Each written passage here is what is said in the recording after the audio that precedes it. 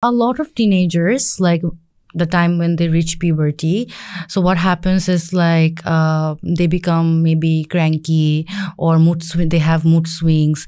And as we know that there are different kinds of depression, there is major depressive disorder, then there is depression due to medical conditions, and there's another kind of depression as well, which is like premenstrual dysphoric disorder.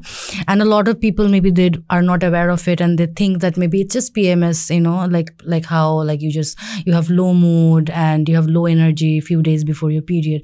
But in some cases it's severe, and research has shown that like whenever something traumatic happens to you, like that disorder gets activated. You are more vulnerable, you are more angry, you are more moody, and you scream and you feel more frustrated, you get more intrusive thoughts during those time.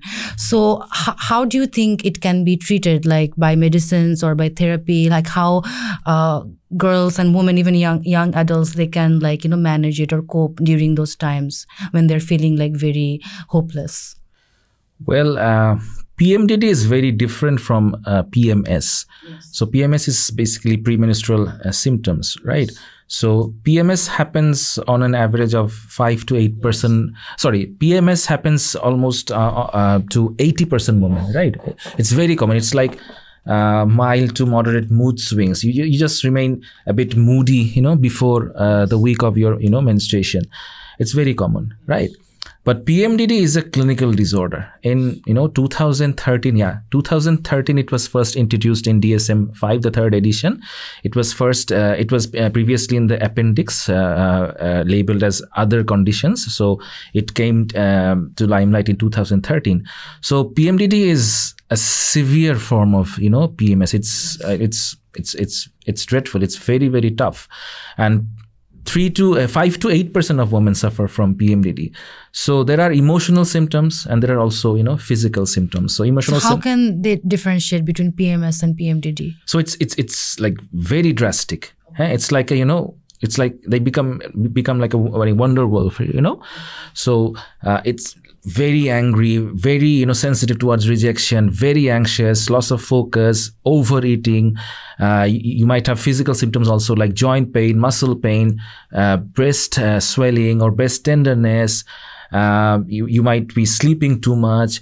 It's very difficult at that time to get along with people, always cranky, severe mood swings. It's very, very drastic. But is there any way to diagnose? Like there are 11 symptoms according to DSM-5, and among the symptoms that I've mentioned, I don't remember every symptom because it's tough, but the drastic nature of it will tell you that she is suffering from PMDD. If you have 5 or more of the symptoms that I told among the 11, you're going to have PMDD.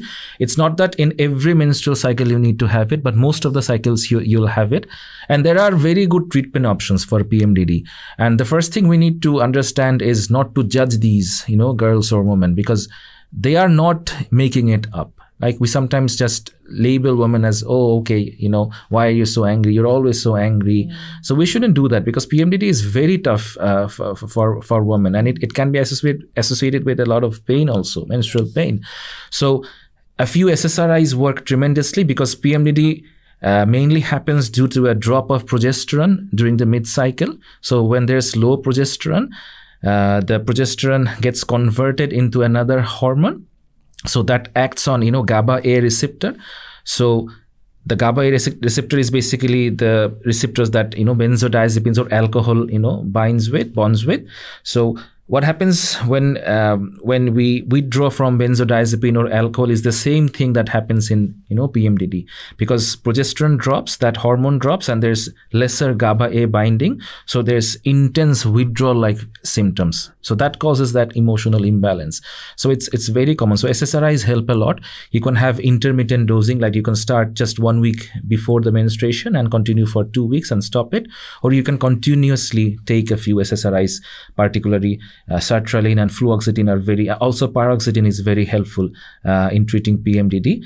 Also, you can go for hormonal therapies, and for that, definitely a gynecologist should be consulted. You can try simply changing your diet, like eliminating caffeine, sugar, nicotine, and alcohol. Also, a few, I would say, dietary exercise helps. Sleeping also helps for 7 to 8 hours. Particularly, a few nutrients are also found to be helpful in PMDD. Like if you take more than 100 milligram of calcium daily, it helps. Vitamin D 400 milligram daily also is helpful, and also zinc helps to reduce the symptoms of PMDD. But what I would like to say about PMDD is, don't judge these women.